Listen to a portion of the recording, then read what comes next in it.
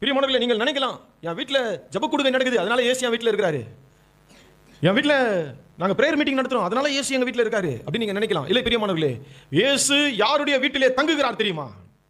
அவனுடைய பெருமையிலிருந்து, மேன்மையிலிருந்து, அவனுடைய உயர்விலிருந்து தன்னை தரை மட்டமாய் கீழே இறங்கி வருகிற இடத்திலே கர்த்தர் தங்குகிறார். பாவத்தோடு வந்தவன் குஷ்டரோகத்திலிருந்து விடுதலையாக்கப்பட்டு, பாவத்திலிருந்து விடுதலையாக்கப்பட்டு திரும்பி போனான். பரிசுத்தத்திலே வாழ வேண்டியவன், தேவனை அறிந்தவன், பணத்தின் பின்னாலே ஓடி, உலகத்தின் பின்னாலே ஓடி, பெருமையின் பின்னாலே ஓடி தன் சந்ததிக்கு சாபத்தையும் குஷ்டரோகத்தையும் தேடி வைத்தான். உன் சந்ததிக்கு நீ எதை தேடி வைக்க போகிறாய்? உன் பிள்ளைகளுக்கு நீ எதை தேடி வைக்க போகிறாய்? உன் காலத்திற்கு பின்னால் உன்னுடைய பிள்ளைகளுடைய நிலைமை என்ன? இன்னைக்கு நிறைய பேர் அவங்க செய்கிற அநியாயத்துக்கெல்லாம் கர்த்தரை கூட்டுகிறது. இதுல நிறைய பேர் ரொம்ப கர்த்தர் சொன்னாருப்பான்னு வர சொல்லிடுது. எனக்கு கர்த்தர் சொன்னாருப்பா, அது எந்த கர்த்தர்னு எனக்கு உண்மையா தெரியல. கெட்ட வார்த்தைகளை பேசும்போது நீ பேசாத, நீ செய்யறது தவறு என்று சொல்லாத கர்த்தர் உனக்கிட்ட வந்து எப்படி பேசுறாருன்னு எனக்கு ஒன்றும் தெரியல. நிறைய பேர் சொல்றாங்க, கர்த்தர் எனக்கு சொன்னாருப்பா, கர்த்தர் எனக்கு காட்டினாருப்பா, கர்த்தர் தான் எனக்கு ஞாபகப்படுத்தினாரு. கர்த்தர் எதை உங்ககிட்ட சொல்லுவார் தெரியுமா? பாவம் செய்யாதேன்னு, பெருமையா நடக்காத, அநியாயமாய் பேசாத, கெட்ட வார்த்தைகளை பேசாத, உன்னுடைய தேவனை தொழுது கொண்டு ஆராதனை செய். இப்படிதான் கர்த்தர் நம்ம கிட்ட பேசுவார்.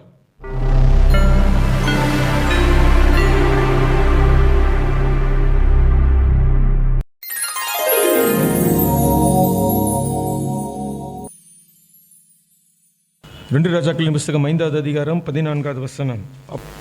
அப்பொழுது அவன் இறங்கி தேவனுடைய மனுஷன் வார்த்தையின்படியே யோர்தானில் 7 தரம் மூழ்கின போது அவன் மாம்சம் ஒரு சிறு பிள்ளையின் மாம்சத்தை போல் மாறி அவன் சுத்தமானான். இந்த அதிகாரத்தில் நாகமான் என்கிற ஒரு மனிதனை குறித்து கர்த்தர் நமக்கு சொல்லியிருக்கிறார். நாகமான் என்கிறவன் சீரிய ராஜாவின் படைத்தலைவனாகிய நாகமான் என்று வேதம் அவனை குறித்து சொல்லுகிறது. அவன் பெரிய மனுஷனும் எண்ணிக்கை உள்ளவனுமாய் இருந்தான். எண்ணிக்கை உள்ளவனுமாய் இருந்தான் என்றால் மதிப்புள்ளவனாய் இருந்தான் என்று அர்த்தம். ரொம்ப மதிக்கத்தக்கவனாய் இருந்தான் என்று அர்த்தம். அவனை கொண்டு கர்த்தர் சீரியாவுக்கு ரட்சிப்பை கட்டளையிட்டார். மகா பராக்கிரமசாலியாகி அவனோ குஷ்டரோகியாக இருந்தான். தேவன் இந்த வசனத்தின் மூலமாக நீங்கள் பார்க்கும்போது தேவன் சீரியாவுக்கும் ரட்சிப்பை கட்டளையிட்டார் என்று வேதம் சொல்லுகிறது. ஆனால் இந்த நாகமான் பெரிய மனுஷன், மிகுந்த மதிப்புள்ளவன். இந்த நாகமான் வந்து பராக்கிரமசாலி, ரொம்ப பராக்கிரமசாலி. இவனை கொண்டு அந்த சீரியா ராஜாவுக்கு இவன் தான் படை தலைவன். ஆனால் இவனுக்கும் குஷ்டரோகம் இருந்தது. ஒரு பக்கம் ரொம்ப பராக்கிரமசாலி, ஒரு பக்கம் குஷ்டரோகம். இந்த நாகமானின் குஷ்டம் அவனை மிகவும் வேதனைக்குள்ளாக்கியது. அவன் சிறந்த வெற்றிகளை, பெரிய வெற்றிகளை அவன் பெற்றாலும், அவன் ரொம்ப பெரிய மனுஷனாக இருந்தாலும், எண்ணிக்கை உள்ளவனாக இருந்தாலும், பராக்கிரமசாலியாக இருந்தாலும், அவனுக்குள்ளே அவன் மேலே ஒரு குஷ்டரோகம் இருந்தபடினால் அது அவனை மிகவும் பலவீனப்படுத்தியது. குஷ்டரோகம் என்பது பாவத்திற்கு அடையாளமாக, அது எப்படி சிறிதாக ஆரம்பித்து சரீரம் முழுவதும் அது பரவி கொண்டே வருமோ, அதுபோலவே நம்முடைய பாவம் கூட சிறிதாய் தொடங்கி நம்முடைய வாழ்க்கையில் பெரிதாய் அது பரவி கொண்டே வரும். இந்த இடத்துல இவன் பெரிய மனுஷனாக இருந்து அவன் ஒரு யுத்தத்தை ஜெயித்து கொடுத்த பின்பு சிரியாவில் இருந்து இராணுவ சேனைகள் இஸ்ரவேலிலே ஒரு பெண்ணை பிடித்து கொண்டு வருகிறது. அந்த சிறு பெண் அந்த நாகமானுடைய வீட்டிலே அவள் மனைவிக்கு பணிவிடை செய்து கொண்டிருக்கிறாள். அந்த சிறு பெண் இந்த நாகமானை குறித்து அவள் மனைவி கிட்ட சொல்றா, இஸ்ரவேலிலே ஒரு தீர்க்கதரிசி இருக்கிறார், அவரிடத்தில் நீங்கள் சென்றீர்களானால் அவர் இவருடைய குஷ்டரோகத்தை நீக்கி விடுவார் என்று சொல்றார். உடனே இந்த பெண் அவளுடைய மனைவி நாகமான் கிட்ட போயிட்டு இந்த விஷயத்தை சொல்றா, இஸ்ரவேலில் ஒரு தீர்க்கதரிசி இருக்கிறார், அந்த தீர்க்கதரிசி கிட்ட போனால் உங்களுடைய குஷ்டரோகத்தை அவர் நீக்கி விடுவார் என்று சொல்றாங்க. உடனே நாகமான் அதை ராஜா கிட்ட தெரிவிக்கிறார். ராஜா ஒரு நிருபத்தை எழுதுறாரு. நிருபத்தை எழுதி நாகமான் கையில் கொடுத்து, இதை கொண்டு போய் இஸ்ரவேலின் ராஜா கிட்ட கொடு. அந்த நிருபத்தில் என்ன எழுதியிருக்குதுன்னா, நாகமான் என்கிற என்னுடைய மனிதன் உங்ககிட்ட வரான், அவனை நீ வந்து அவனுடைய குஷ்டரோகத்தை நீக்கி அனுப்பணும் அப்படின்ட்டு கட்டளையிட்டு அனுப்புகிறார். இதை பார்த்த உடனே இஸ்ரவேல் ராஜாவுக்கு ரொம்ப, இவன் நம்மக்கிட்ட ஏதோ குற்றம் கண்டுபிடிச்சி நம்மளை அழிக்கிறதுக்காக தான் இவன் இந்த மாதிரி ஆளை அனுப்புகிறான். ஒரு மனுஷனுடைய குஷ்டரோகத்தை நீக்கி விட முடியுமா? நான் என்ன தேவனா அப்படின்னு சொல்லிட்டு ராஜா, ஏற்கனவே இந்த இஸ்ரவேலின் ராஜா கர்த்தருடைய வார்த்தையை கேட்காதபடினால் சீரியா நாட்டுக்கு கப்பம் கட்டி கொண்டிருக்கிறார். அப்போது இவனை அனுப்பின உடனே இஸ்ரவேலின் ராஜா தன் வஸ்திரத்தை கிழித்து கொள்கிறாரு. நான் எப்படி இதை குணப்படுத்த முடியும்? நான் என்ன தேவனா? கொல்லவும் உயிர்ப்பிக்கவும் நான் என்ன தேவனா அப்படின்னு சொல்லிட்டு அவரோட வஸ்திரங்கள் எல்லாம் கிழித்து கொள்கிறார். அப்போது எலிசா இதை கேள்விப்பட்டு, உன் வஸ்திரங்களை நீ ஏன் கிழித்து கொள்கிற? இஸ்ரவேலிலே ஒரு தீர்க்கதரிசி உண்டு என்பதையும் தேவன் உண்டு என்பதையும் அவன் அறிந்து கொள்ளட்டும், அவனை என்னிடத்துல அனுப்புங்க என்று சொல்லிடுறார் எலிசா. ஆனால் நாகமான் யாரு அப்படின்ட்டு நம்ம முதல் வசனத்திலே வாசித்துட்டோம். யாரு நாகமான்? யாரு? அவன் பெரிய மனிதன், எண்ணிக்கையுள்ளவன், மகா பராக்கிரமசாலி. அவனை கொண்டு கர்த்தர் பெரிய ரட்சிப்பை கட்டளையிடுகிறார். அவர் ரொம்ப உயர்த்தப்பட்டிருக்கிறான். இப்போ நாகமான் எலிசாவுடைய வீட்டு வாசலுக்கு வராரு. எப்படி வராருன்னா, தன்னுடைய படைகளோடு, பலத்தோடு, தன்னுடைய மேட்டிமையோடு, தன்னுடைய பெருமையோடு, தன்னுடைய அதிகாரத்தோடு ராஜாவுடைய கட்டளையை பெற்றுக்கொண்டு அந்த தேசத்து உள்ளே அவன் உள்ளே நுழைந்து இஸ்ரவேலின் ராஜாவை சந்தித்து பின்பு எலிசாவின் வாசல் அருகே அவன் வருகிறான். 9வது வசனம் நீங்கள் ரொம்ப கவனமாய் வாசித்து பாருங்க. அப்படியே நாகமான் தன் குதிரைகளோடும் தன் ரதத்தோடும் வந்து எலிசாவின் வாசற்படியிலே நின்றான். பழைய ஏற்பாட்டில் நீங்கள் எங்கெல்லாம் குதிரைகளையும் ரதங்களையும் பார்க்குறீங்களோ அங்கெல்லாம் மேன்மையும் மகத்துவமும் உண்டு. அங்கெல்லாம் தங்களுடைய படைபலத்தை காண்பிக்கிற ஒரு பெருமை உண்டு. ரதங்கள், குதிரைகள் என்பது அவர்களுடைய உயர்வை காண்பிக்கிறது, அவர்களுடைய பராக்கிரமத்தை காண்பிக்கிறது. அவன் தன்னுடைய ரதத்தோடும் குதிரைகளோடும் ரதத்தோடும் வந்து எலிசாவின் வாசற்படியில் நின்றான். ரொம்ப பெரிய மனுஷன் இல்லையா? அவன் வந்து நிற்கும் போது எலிசா சொல்றாரு, அவனிடத்தில் ஆள் அனுப்பி நீ போய் யோர்தானிலே 7 தரம் ஸ்நானம் பண்ணு, அப்பொழுது உன் மாம்சம் மாறி நீ சுத்தமாவா என்று சொல்ல சொன்னான். எலிசா உள்ளிருந்து வெளியே கூட வரல. எப்பவுமே நீங்கள் கவனிச்சிங்கன்னா தேவ மனிதர்களை நீங்கள் அடையாளம் கண்டு கொள்வதற்கு இதெல்லாம் வேதம் நமக்கு கொடுத்துருக்கிற வழி. எவ்வளவு பெரிய மனிதனாக இருந்தாலும், எவ்வளவு அவன் பெரியவனாக இருந்தாலும், அவங்க கிட்ட போயிட்டு பணிந்து வணங்கி அவங்க பின்னால் போகவே மாட்டாங்க. இந்த தேவ மனிதர்கள் எப்போதுமே கர்த்தர் மாத்திரமே நம்மை நடத்துகிறவர் என்கிற நிச்சயத்திலே வாழ்ந்து கொண்டே இருப்பாங்க. யாருடைய தயவையும் யாருடைய உதவிக்காகவும் அவங்க முன்னாடி போய் நிற்க மாட்டாங்க. அவர் எவ்வளவு பெரிய ஆளாக இருந்தாலும், நம்ம இன்றைக்கெல்லாம் பார்க்குறோம் இல்லையா, நம்ம அடையாளம் கண்டுபிடிச்சிடலாம். ஒரு பெரிய மனிதன் வந்தால் உடனே அவருக்கு சால்வையை போட்டு மாலையை போட்டு அவருக்கு கௌரவப்படுத்தி சபையில் கூட்டின்னு வந்து முன்னாடி நிற்க வச்சு, அவர் ரட்சிக்கப்படாதவராக இருப்பார். ஆனால் கூட அவருக்கு மாலையும் சால்வையும் போட்டு எல்லாத்தையும் போட்டு அவர் அப்படியே உயர்த்தி நிற்க வச்சுருவாங்க சபை நடுவில். ஆனால் தேவ மனிதர்களை அடையாளம் காண்பதற்கு இதுவும் ஒரு வழி. என்ன வழி என்றால், தேவ மனிதர்கள் எப்போதுமே பட்டங்களின் பின்னாலே, பதவிகளின் பின்னாலே, பணக்காரர்களின் பின்னாலே ஓட மாட்டாங்க. அப்படி ஓடினால் அவன் தேவ மனிதனாக இருக்க முடியாது. நாகமான் எலிசாவின் வீட்டு வாசலில் வந்து நிற்கும்போது அவன் நினைத்தான், ராஜாவுடைய கட்டளை வாங்கி கொண்டு, ஏன்னா இஸ்ரவேலின் ராஜாவே அங்கே பயந்துட்டார். இப்போ எலிசாவின் வீட்டு வாசலில் வந்து நின்னா எலிசா ஓடி வந்து நமக்கு வணங்கி நம்மை தொட்டு நம்மளை குணப்படுத்திடுவான் அப்படின்ட்டு நாகமான் மிகுந்த பெருமையோடு வந்து நிற்கிறாரு. ஆனால் எலிசா அவருடைய முகத்தை கூட பார்க்கல. எலிசா வீட்டை விட்டு கூட வெளியே வரல. தன் வேலைக்காரனிடத்தில் சொல்லி அனுப்புகிறான், அவனை போயிட்டு 7 தடவை யோர்தானில் முழுக சொல்லு, அவன் ஒரு சிறு பிள்ளையோட மாம்சத்தை போல் அவனோட மாம்சம் மாறும் அப்படின்னு சொல்லி அனுப்புகிறார். நாகமானுக்கு ரொம்ப கடுங்கோபம் வந்துச்சு. 11வது வசனத்தில் அதற்கு நாகமான் கடுங்கோபம் கொண்டு, அவனுக்கு ரொம்ப கோபம் மட்டும் இல்லை, கடுங்கோபம். ஏன்னா நான் யார் தெரியுமா? நான் எப்படிப்பட்ட பராக்கிரமசாலி தெரியுமா? நான் எப்படிப்பட்ட மனிதன் தெரியுமா? என்னை வெளியில கூட வந்து பார்க்கல. அவனுக்கு எவ்வளவு திமிரு இருக்கும். என்னை கனம் பண்ணுவதற்கு அவன் வெளியே கூட வரவில்லையே. இவன் ரதங்களோடும் குதிரைகளோடும் தன்னுடைய மேன்மைகளோடு தன்னுடைய பெருமைகளோடு வந்து அவன் வீட்டு வாசற்படியில் நிற்கிறான். ஆனால் எலிசா வெளியில வந்து அவரை பார்க்க கூட இல்லை. அதற்கு நாகமான் கடும் கோபம் கொண்டு புறப்பட்டு போய் அவன் வெளியே வந்து நின்று தன் தேவனாகிய கர்த்தருடைய நாமத்தை தொழுது தன் கையினால் இந்த இடத்தை தடுவி இவ்விதமாய் குஷ்டரோகத்தை நீக்கி விடுவான் என்று எனக்குள்ளே நினைத்திருந்தேன். எலிசா வந்து அவர் மேலே கையை வச்சு அந்த குஷ்டரோகத்தை நீக்கிடுவார், ஜெபம் பண்ணி குஷ்டரோகத்தை நீக்கிடுவார் அப்படின்னு நான் நினச்சிருந்தேன். நான் ஸ்நானம் பண்ணுறதுக்கு, நான் குளிக்கிறதுக்கு இந்த யோர்தான் தண்ணியை விட நல்ல தண்ணி என்னுடைய நாட்டிலே இருக்குது, சீரியா நாட்டிலே தமஸ்கு பட்டணத்திலே இருக்குது. அந்த நதிகள் பேரெல்லாம் சொல்கிறார். ஆப்னாவும் பர்பரும் நல்லதல்லவா? ததா நதியை விட அந்த 2 நதியும் நல்லதல்லவா? நான் ஏன் இங்கே வந்து குளிக்கணும்?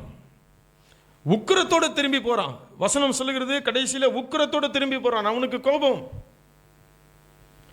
மனிதர்களுக்கு இயல்பாகவே இந்த பெருமை உள்ளவனை நீங்கள் எளிமையாக அடையாளம் கண்டுபிடிச்சிடலாம். இன்றைக்கும் நம்மளுடைய கிறிஸ்தவத்தில் நிறைய பேர் சுற்றி நிற்பாங்க. பெருமை உள்ளவர்களை எளிமையாக கண்டுபிடிச்சிடலாம். ஸ்தோத்திரம் சொல்லனா கோவம் வந்துடும், என்னை மதிக்கலைன்னா கோவம் வந்துடும். பார்த்துட்டு ஸ்தோத்திரம் சொல்லனா உடனே எரிச்சல், கோபம். எவ்வளோ திமிரு பத்தியா, என்னை பார்த்து ஸ்தோத்திரம் சொல்லாமல் போகுது, என்னை பார்த்து ஸ்தோத்திரம் கூட. இன்றைக்கி நிறைய பேருக்கு இருக்கிற பிரச்சனையே என்ன? வழியில் பார்த்தா எனக்கு ஸ்தோத்திரம் சொல்ல.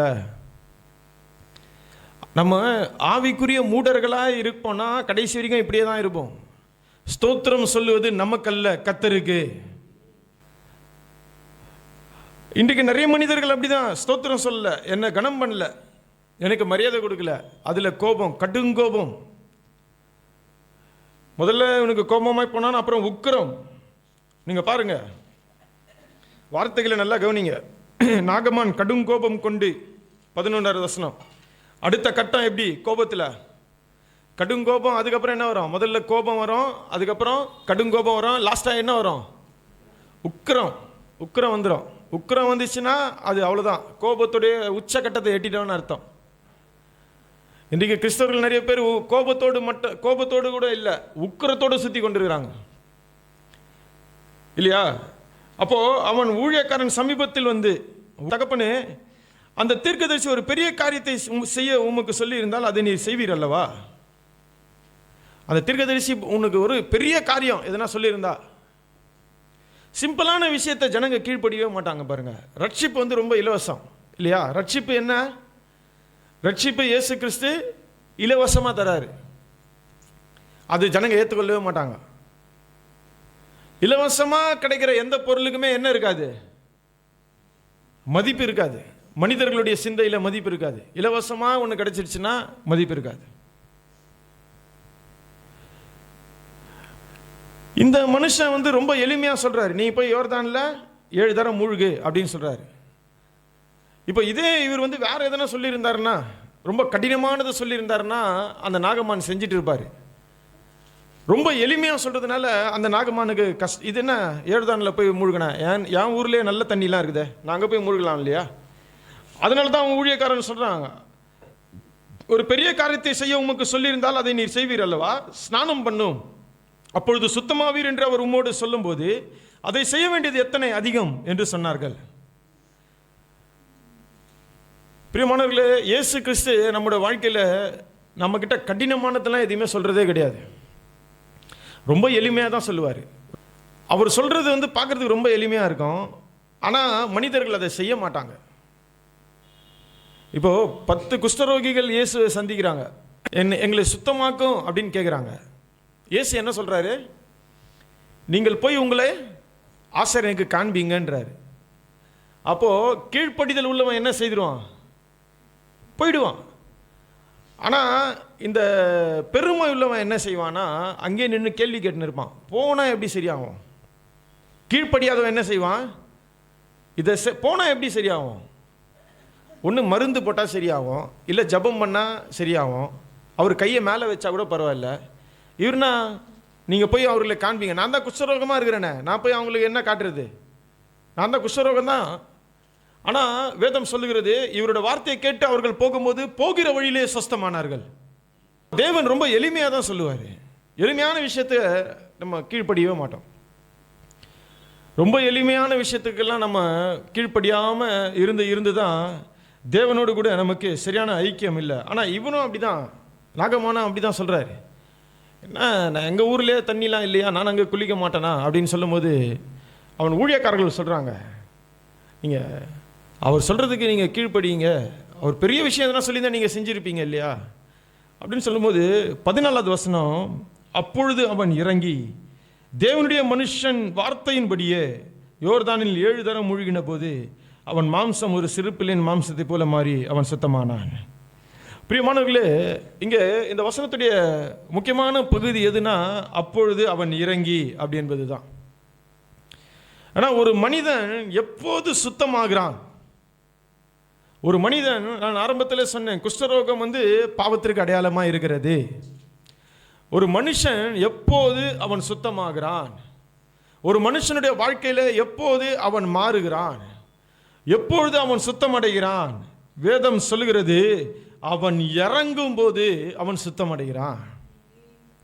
அப்போது சீரியாவின் ராஜா, நல்லது போகலாம், இஸ்ரவேலின் ராஜாவுக்கு நிருபம் தருகிறேன் என்றான். அப்படியே அவன் தன் கையில் 10 தாலந்து வெள்ளியையும் 6000 சேக்கல் நிறை பொன்னையும் 10 மாற்று வஸ்திரங்களையும் எடுத்துக்கொண்டு வரான் நாகமான். கிலோ கணக்கில் தங்கத்தையும் கிலோ கணக்கில் வெள்ளியையும் அவன் கொண்டு வருகிறான். பிரியமானவர்களே, எலிசாவிடத்தில் கொண்டு வருகிறான். நிறைய பணம், மேன்மை, பட்டம், ராஜ்யம், மேன்மை எல்லாம் இருக்கு. ரதத்திலே இருக்கான். தன்னுடைய ஸ்தானத்தை விட்டு அவன் கொஞ்சம் கூட இறங்கலை, தன்னுடைய நிலையை விட்டு அவன் கொஞ்சம் கூட இறங்கலை. ஆனால் வேதம் சொல்லுகிறது, அப்போது அவன் இறங்கி தேவனுடைய மனுஷன் வார்த்தையின்படி யோர்தானில் 7 தரம் மூழ்கின போது அவன் மாம்சம் சிறுப்புலின் மாம்சத்தை போல மாறி அவன் சுத்தமானான். உன் வாழ்க்கையில் உனக்கு எல்லாம் இருக்கலாம், ஆனால் என்றைக்கு நீ அந்த ரதத்தை விட்டு, உன் மேன்மையை விட்டு, உன் மேட்டிமையை விட்டு, உன் பெருமையை விட்டு, உன்னுடைய பட்டங்களை விட்டு, உன்னுடைய பதவியை விட்டு நீ கீழே இறங்கி வரையோ, அப்பதான் தேவன் உன்னை சுத்தமாக்க முடியும். அப்போதுதான் தேவன் உன் வீட்டை சுத்தமாக்க முடியும். அப்போதுதான் உனக்கு உண்டானது எல்லாம் சுத்தமாகும். இந்த பாவத்தை இன்றைக்கு அநேகர் விட முடியாமல் இருப்பதற்கு காரணம் என்ன? இந்த குஷ்டரோகம் பாவத்தை போன்றது. அது எப்படி கொஞ்சம் கொஞ்சமாய் அரித்து அரித்து மனிதர்களை நாசம் செய்யுமோ, அதே போலதான் பாவமும். அது கொஞ்சம் கொஞ்சமாய் பெருகி பெருகி பெருகி உன்னை நாசம் செய்யும். இதுல இருந்து நீ விடுதலை ஆகுவதற்கு ஒரே வழிதான், நீ உன்னுடைய ஸ்தானத்திலிருந்து நீ கீழே இறங்கி வரணும். தேவனுக்கு முன்பாய் உன்னுடைய பெருமை, உன்னுடைய மேட்டிமை, உன்னுடைய பணம், உன்னுடைய பொருள், உன்னுடைய எல்லாவற்றிலிருந்து நீ கீழே இறங்கணும். அவன் வரலாம், கிலோ கணக்கில் தங்கத்தை தூக்கி கொண்டு வரலாம், கிலோ கணக்கில் வெள்ளியை தூக்கி கொண்டு வரலாம், நிறைய வஸ்திரங்களை எடுத்துக்கொண்டு வரலாம், ராஜாவுடைய கட்டளையோடு வரலாம், குதிரைகளோடு ரதத்தோடு வரலாம். ஆனால் உண்மையான தேவ மனிதர்கள் ஒன்றுக்கும் அடிபணிவது கிடையாது. சில மனிதர்கள் வேண்டுமானால் பணத்திற்காக, உன்னுடைய பொருளுக்காக உன்னை சுற்றி வரலாம். ஆனால் தேவ மனிதர்கள் ஒன்றுக்கும் அடிமையாவதில்லை. அவன் தான் தேவனுடைய மனிதன். இன்னைக்கு அநேகர் தங்களுடைய வாழ்க்கையிலே அந்த பெருமையிலிருந்து, மேட்டிமையிலிருந்து இறங்கி வருவதில்லை. அதிலே அவர்கள் நிற்கும் போது தேவனாலே சொஸ்தம் அளிக்க முடியல, தேவன் அவர்களை விடுதலை செய்ய முடியல. பிரியமானவர்களே, நாம் வேதத்தில் இன்னொரு மனுஷனை பார்க்கிறோம், சகை என்கிற ஒரு மனுஷனை பார்க்கிறோம். இந்த சகை யாரு? ஆயக்காரனுக்கு தலைவன். இவன் திரளான ஆஸ்திகளை சேர்த்து வைத்திருக்கிற ஒரு மனிதன். இவன் இயேசு எப்படிப்பட்டவரோ என்று பார்க்கும்படிக்கு வகை தேடி அவன் ஒரு காட்டத்தி மரத்திலே ஏறினான். இயேசு அவனிடத்தில் வந்தபோது, இயேசு எப்படிப்பட்டவர் என்று பார்க்க அவன் நினைத்த போது, இயேசு அவனிடத்தில் வந்தபோது இயேசு அவனை பார்த்து சொன்னார், சகைவே சீக்கிரமா இறங்கி வா என்று சொன்னார். வேதம் எங்கெல்லாம் அவன் இறங்கினான், இறங்கி வா என்றெல்லாம் சொல்லும் போது அவனுடைய பெருமைகளில், மேன்மைகளிலிருந்து கீழே இறங்கி வா என்று கர்த்தர் அழைக்கிறார். சகை இறங்கி வந்தான். எதிலிருந்து இறங்கி வந்தான் தெரியுமா? அவனுடைய பண ஆசையிலிருந்து, அவனுடைய பெருமையிலிருந்து, அவனுடைய ஆடம்பரத்திலிருந்து, அவனுடைய உலக வாழ்க்கையிலிருந்து அவன் இறங்கி வந்தான். கர்த்தர் சொன்னார், இன்றைக்கு நான் உன் வீட்டில் தங்க வேண்டும். தேவன் அவனோடு போகிறார். பிரியமானவர்களே, நீங்கள் நினைக்கலாம், என் வீட்டில் ஜபக்கூடுகை நடக்குது, அதனால இயேசு என் வீட்டில் இருக்கிறாரு. என் வீட்டில் நாங்கள் பிரேயர் மீட்டிங் நடத்துகிறோம், அதனால இயேசு எங்கள் வீட்டில் இருக்காரு அப்படின்னு நீங்கள் நினைக்கலாம். இல்லை பிரியமானவர்களே, இயேசு யாருடைய வீட்டிலே தங்குகிறார் தெரியுமா? இறங்கி வருகிறவனுடைய வீட்டிலே தங்குகிறார். மனம் மாறுகிறவனுடைய வீட்டிலே தங்குகிறார். இயேசு வழியில தான் இருக்காரு. ஆனால் சகேயு இறங்கி வந்தான். தன் பண ஆசையிலிருந்து, தன்னுடைய பெருமையிலிருந்து, தன்னுடைய எல்லா உயர்விலிருந்து இறங்கி வந்தான். என்னுடைய ஆஸ்திகளில் பாதியை ஏழைக்கு கொடுக்கிறேன். நான் அநியாயமா யாரிடத்தில் ஆகிலும் வாங்கினதுண்டால் நாலத்தனே நான் திரும்பி தருகிறேன். கர்த்தர் சொன்னார், இப்போது இந்த வீட்டுக்கு ரட்சிப்பு வந்தது. இவன் ஆபிரகாமின் குமாரனா இருக்கிறானே. அந்த வீட்டில் தான் இயேசு தங்கினார். இயேசு ஒரு மனிதன் அழைக்கிறார். எல்லாரையுமே தான் கர்த்தர் அழைக்கிறார். வா, நான் உன் வீட்டில் தங்கணும், நான் உன்னோடு கூட இருக்கணும். ஏனென்றால் வேதம் சொல்லுகிறது, நான் அவர்கள் நடுவிலே உலாவி அவர்கள் தேவனாய் இருப்பேன், நான் அவர்கள் மத்தியிலே வாசம் பண்ணுவேன். அப்படிதான் கர்த்தர் நம்மை அழைத்தார். இயேசு கிறிஸ்து தங்குகிற வீடாக என் சரீரம் இருக்கிறது. என்னுடைய சரீரம் ஆலயம் என்று வேதம் சொல்லுகிறது. தேவன் நம்மிடத்தில் தங்க விரும்புகிறார். ஆனால் எந்த சரீரத்திலே அவர் தங்குகிறார்? அவனுடைய பெருமையிலிருந்து, மேன்மையிலிருந்து, அவனுடைய உயர்விலிருந்து தன்னை தரை மட்டமாய் கீழே இறங்கி வருகிற இடத்திலே கர்த்தர் தங்குகிறார். இந்த நாகமான் கிட்ட பணம் இருக்கு, இந்த நாகமான் கிட்ட பொண்ணு இருக்கு, தங்கம் இருக்கு, வெள்ளி இருக்கு, பலம் இருக்கு, குதிரைகள், ரதங்கள், படை பராக்கிரமங்களோடு எலிசாவின் வீட்டு வாசல்ல வந்து நிற்கிறான். ராஜாவுடைய கட்டளையோடு வந்து நிற்கிறான். பெரிய மனிதன், யுத்தத்திலே ஜெயித்தவன், பராக்கிரமசாலி, அவன் மிகவும் எண்ணிக்கையுள்ள மனிதன். வேதம் அவனை குறித்து இப்படியாய் சொல்லுகிறது. ஆனால் அவனிடத்தில் இல்லாத ஒன்று தேவனுடைய மனிதனிடத்தில் இருக்கிறது. பிரியமானவர்களே, நீங்கள் தாழ்த்தப்படும் போது, உங்களை நீங்கள் தாழ்த்தும் போது தேவன் உங்களை உயர்த்துகிறவராக இருக்கிறார். அப்போ நிறைய பேர் என்ன தெரியுமா நினைக்கிறாங்க, தாழ்த்தப்பட்டா தேவன் நம்மளை உயர்த்துவாரு, நீங்கள் தாழ்மை உள்ளவர்களே தேவன் உயர்த்துகிறார் அப்படின்னு சொல்றாரு இல்லையா? இப்போ நிறைய பேர் என்ன நினைச்சுக்கிறாங்க, தாழ்மைப்பட்டா தேவன் நம்ம உயர்த்துவார். எதில் உயர்த்துவார் அப்படின்னா, இவங்க நினச்சிக்கிறது என்ன, எனக்கு ஆஃபீஸில் ப்ரொமோஷன் வந்துடும், எனக்கு பணம் நிறைய கிடைச்சிரும், நான் நல்லா சுகபோகமாக வாழ ஆரம்பிச்சிடுவேன் அப்படின்னு நினச்சிக்கிறாங்க. இல்லை பிரியமானவர்களே, பெருமையுள்ளவருக்கு தேவன் எதிர்த்து நிற்கிறார், தாழ்மையுள்ளவர்களுக்கு அவர் கிருபை அளிக்கிறார். அது என்ன கிருபை என்று சொன்னால், பாவம் உங்களை மேற்கொள்ளாத பரிசுத்த ஜீவியம் வாழ்கிற ஒரு கிருபையை தேவன் உனக்கு அளிக்கிறார். உங்களுக்கு நான் சொல்ற ஆசீர்வாதத்திற்காக எப்போதுமே தேவனை தேடவே தேடாதிருங்க. ஏனென்றால் உன் வாழ்க்கையில தேவனை விட பெரிய ஆசீர்வாதத்தை உன்னால பார்க்கவே முடியாது. இந்த வசனத்தை நீங்க நல்ல நல்ல ஞாபகத்தில் வைத்துக் கொள்ளுங்க. அந்த ஒரு குமாரன், 2 குமாரன், கெட்ட குமாரன் என்று பரவலாக பேசப்படுகிற அந்த ஊமைகளில் அந்த வீட்டில் இருக்கிற பிள்ளையோடு அந்த தகப்பன் சொல்றாரு, காணாமல் போன பிள்ளை இல்லை, வீட்டில் இருக்கிற அந்த பிள்ளையோடு சொல்றாரு, நீ எப்போதும் என்னுடன் இருக்கிறாய், என்னுடையது யாவும் உன்னுடையதா இருக்கிறது. தேவனை அப்படிதான் ஆராதனை செய்யணும். என்னுடையது யாவும் உன்னுடையதா இருக்கிறது, எப்போதும் என்னோடு கூட இருக்கு. அப்ப தேவனோடு கூட இருக்கிறவர்களுக்கு தேவனுடையது எல்லாம் நம்முடையதாய் மாறுகிறது. பிரியமானவர்களே, இன்றைக்கு நம்முடைய வாழ்க்கையில் நாம் அநேக விஷயத்திலிருந்து இறங்கி வரணும். பெருமையிலிருந்து இறங்கி வரணும், மெட்டிமையிலிருந்து இறங்கி வரணும். நாகமான் கடைசியாய் கீழ்ப்படிந்தான். அந்த நாகமான் இஸ்ரவேலிலே இருக்கிற தேவனை தவிர பூமியிலே வேறு தேவன் இல்லை என்று அறிக்கையிட்டான். அவன் ரட்சிக்கப்பட்டான். அப்போ கூட பாருங்க, இப்போதும் உமது அடியான் கையில் ஒரு காணிக்கை வாங்கி கொள்ள வேண்டும் அப்படின்ட்டு எலிசா கிட்ட சொல்றார், காணிக்கையை வாங்கிக்கங்க, நான் கொண்டு வந்த காணிக்கையெல்லாம் வாங்கிக்கன்னா எலிசா சொல்றாரு 16, அதற்கு அவன், நான் வாங்குகிறதில்லை என்று கர்த்தருக்கு முன்பாக அவருடைய ஜீவனை கொண்டு சொல்லுகிறேன் என்றான். வாங்க வேண்டும் என்று அவன் வருந்தினாலும் தட்டுதல் பண்ணிவிட்டான். அப்போ எலிசாக்கு சுத்தமாக நாகமானுடைய பொண்ணு மேலே, பொருள் மேலே, அவனுடைய வஸ்திரங்களின் மேலே ஆசையே இல்லை.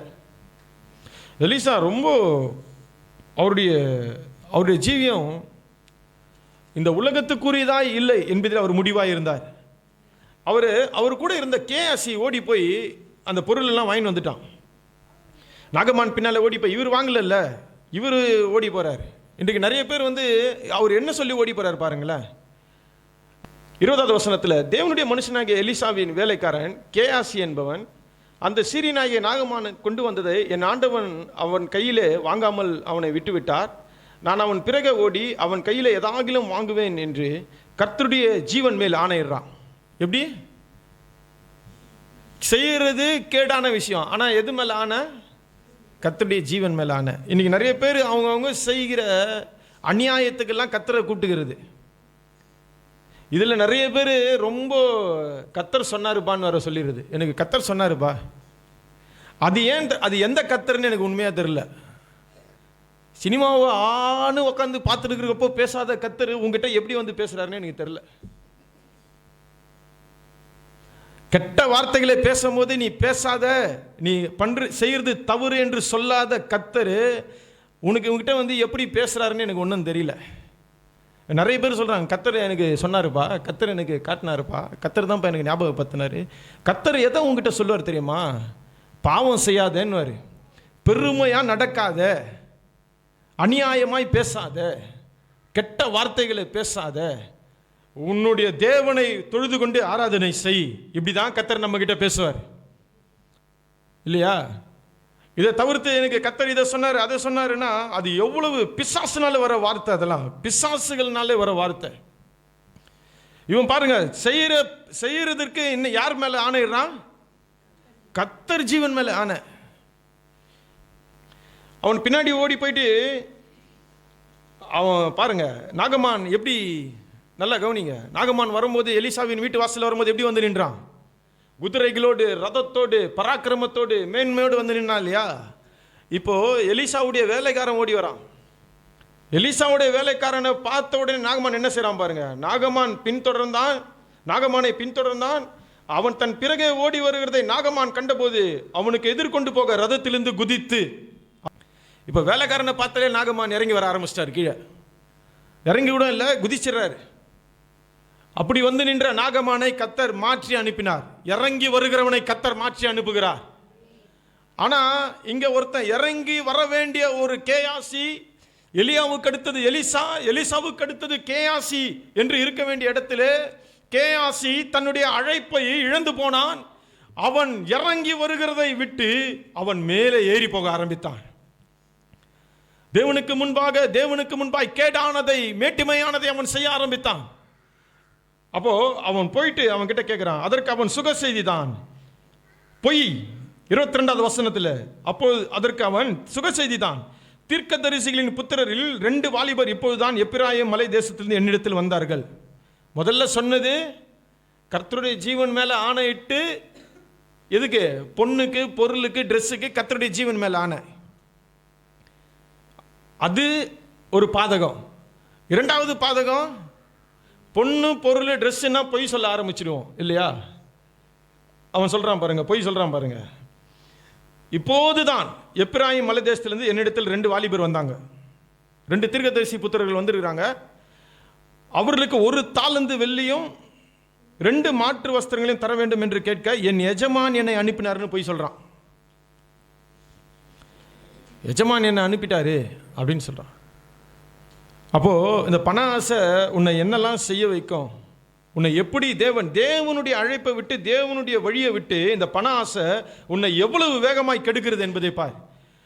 அப்போ இவன் அந்த 2 தாளத்தை வாங்கிக்கொள் என்று சொல்லி அவன் கேட்கிறான். 1 தாளந்து தான் கேட்டான். அதற்கு நாகமான் தயவு செய்து 2 தாளந்தை வாங்கிக்கொள் என்று சொல்லி அவனை வருத்தி 2 தாளந்து வெள்ளியை 2 பைகளில் 2 மாற்று வஸ்திரங்களோடு கட்டி அவனுக்கு முன்பாக சுமந்து போக தன் வேலைக்காரனை 2 பேர் மேல வச்சான். வீடு வரைக்கும் வந்து வீட்டில் வாங்கி வச்சிட்டாங்க. அவன் வச்சுட்டு வந்துட்டான். அப்போ எலிசா கேட்கிறாரு, கேயாசியை எங்கே இருந்து வருகிறாய்? எல்லாத்தையும் வாங்கி வச்சுட்டு எலிசாக்கு தெரியாம போய் முன்னாடி நிற்கிறாரு. கேயாசியை எங்கே இருந்து வருகிறாய்? அப்பொழுது அவன், எலிசா அவனை கேட்டதற்கு அவன், உமது அடியான் எங்கும் போகவில்லை என்றான். எவ்வளோ பொய் பாருங்க.